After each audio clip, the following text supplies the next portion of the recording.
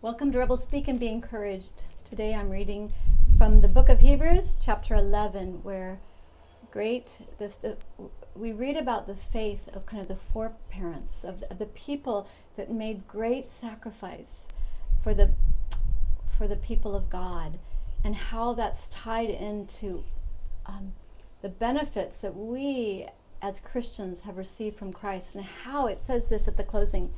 It mentions all these people. It says, all of these people we have mentioned received God's approval because of their faith, yet none of them received all that God had promised, because it's in Christ that we've received all that God was promising.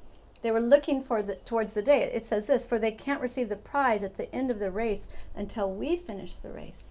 There's this beautiful understanding that we as Christians are a part of that culmination of history into the fullness, right, into the full salvation of all of creation. It says creation groans for this day, the day of salvation in Christ that has been given to us, and we are participants. That Paul is not Paul doesn't write Hebrews, sorry. The writer, the author of Hebrews, whom we don't know who that is inviting and celebrating and reminding the people the magnificent story that they're part of. And the line that grabbed me as we recall the history, it was by faith that Moses, the gentleman that was a little baby, saved by his parents, put into a basket, found by the princess of Pharaoh, and grew up in the kind of castle or in the elite house of Pharaoh's daughter. It was by faith that Moses, when he grew up, refused to be treated as the son of Pharaoh's daughter. Moses could have lived this prestigious life, but he chose not to. He chose to share the oppression of God's people instead of enjoying the fleeting pleasures of sin. He chose to be about the people's suffering instead of just living this kind of carefree life of privilege that had no depth and no weight, that was full of sin, full of the pleasures. So many of the pleasures that the privileged eat and drink from are full of sin. He chose not that. He chose to share, this is the line I want to say, he chose to share the oppression of God's people instead of enjoying the fleeting, not lasting, just gone in a second, pleasures of sin.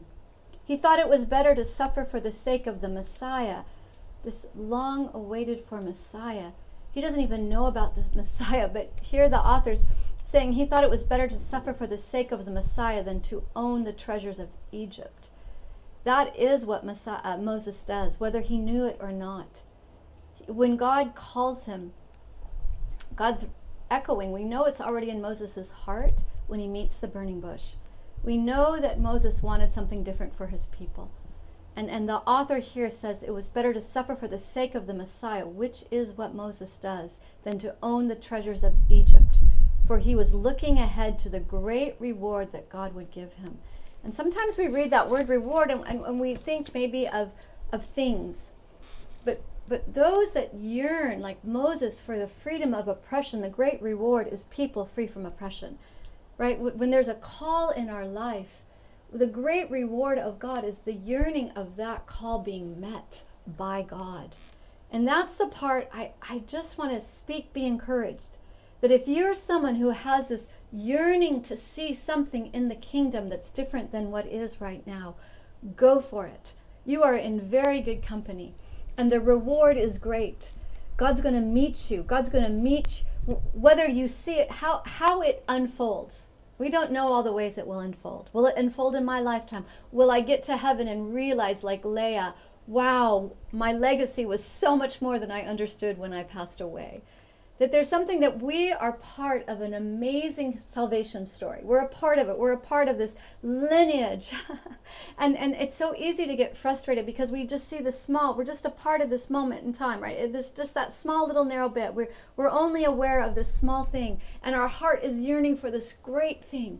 It's yearning for a great thing.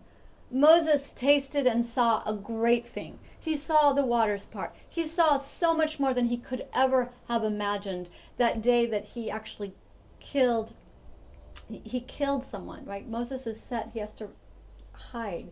God finds him in hiding. He's so frustrated with the oppression of his people that he acts out and he kills someone, and he has to run to save his life. But that yearning, I just want to go to that yearning in him. That was a yearning in Moses that had him act violently. He saw the oppression of his people. Living in the Pharaoh's daughter's house wasn't what he wanted. He wanted his people set free. And God knew that cry of his heart. And God put the yearning of that cry of his heart into motion. And from there, oh gosh, it's a trajectory. Moses is a part of a trajectory that is for the salvation of all of creation, right? God is wanting that none should perish, that none should perish. And we carry in our hearts yearnings. We have desires, as Moses had a desire that his people not live in the oppression they were living in. We have desires in our heart. And I want to encourage you that all that you walk away from for that desire is so worthwhile.